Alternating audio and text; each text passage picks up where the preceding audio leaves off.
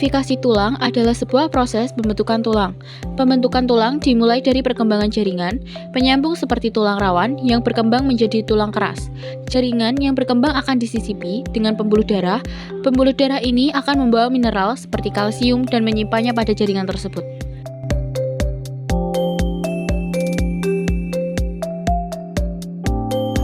Proses pembentukan tulang pada gambar menunjukkan osifikasi endokondral, yaitu perubahan tulang rawan menjadi tulang keras.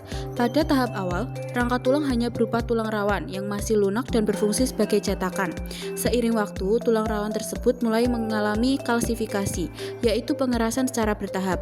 Setelah itu, pembuluh darah masuk ke bagian tengah tulang dan membentuk pusat osifikasi primer. Tempat sel-sel osteoblas menghasilkan tulang sejati serta membantu pembentukan sumsum tulang. Pengerasan ini terus menyebar dari bagian tengah menuju kedua ujung tulang. Sementara itu, pada ujung tulang terbentuk pusat osifikasi sekunder yang juga menghasilkan tulang keras. Meskipun demikian, sebagian tulang rawan tetap dipertahankan sebagai lempeng pertumbuhan atau growth plate. Bagian inilah yang memungkinkan tulang terus bertambah panjang selama masa pertumbuhan. Ketika seseorang memasuki usia dewasa, lempeng pertumbuhan ini menutup sepenuhnya dan seluruh struktur menjadi tulang keras sehingga tulang tidak dapat memanjang lagi. Proses ini menandai terbentuknya tulang dewasa yang kuat dan matang. Proses osifikasi endokondral. Pada bayi, tulang awalnya masih berupa tulang rawan yang lembut. Seiring pertumbuhan, tulang rawan ini mulai mengalami pengapuran lalu kondrositnya mati. Pembuluh darah masuk membawa osteoblas yang terbentuk tulang baru. Bagian tengah berubah menjadi pusat osifikasi primer. Kemudian, ujung tulang membentuk pusat osifikasi sekunder. Perlahan, tulang rawan digantikan oleh tulang keras hingga terbentuk tulang panjang yang kokoh. Selanjutnya yaitu osifikasi intramembran.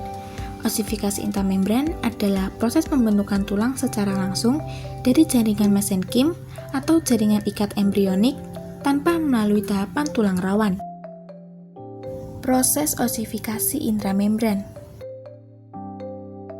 Proses osifikasi intramembran dimulai ketika sel-sel mesenkim berkumpul dan berubah menjadi osteoblas. Osteoblas mulai menghasilkan matriks tulang yang kemudian mengeras membentuk trabekula. Trabekula ini menyatu dan membentuk tulang spons. Di bagian luarnya berkembang lapisan periosteum yang merupakan selaput pelindung tulang, dan di bawahnya terbentuk tulang kompak sebagai lapisan tulang keras. Melalui proses ini, tulang pipih seperti kepingan tengkorak terbentuk. Fungsi osifikasi tulang. Osifikasi tulang berfungsi untuk membentuk dan memperkuat rangka tubuh.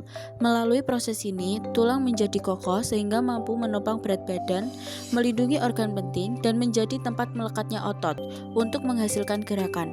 Osifikasi juga penting dalam proses pertumbuhan tinggi badan, perbaikan tulang yang patah, serta menjaga keseimbangan mineral seperti kalsium dan fosfat dalam tubuh. Faktor yang mempengaruhi pembentukan tulang. Pembentukan tulang dipengaruhi oleh beberapa faktor penting. Nutrisi seperti kalsium, fosfor, dan vitamin D membantu proses mineralisasi agar tulang menjadi kuat. Hormon, terutama hormon pertumbuhan, estrogen, dan testosteron mengatur kecepatan pembentukan dan pemanjangan tulang. Aktivitas fisik juga berperan besar karena tekanan dari gerakan dan olahraga merangsang tulang agar tumbuh lebih padat.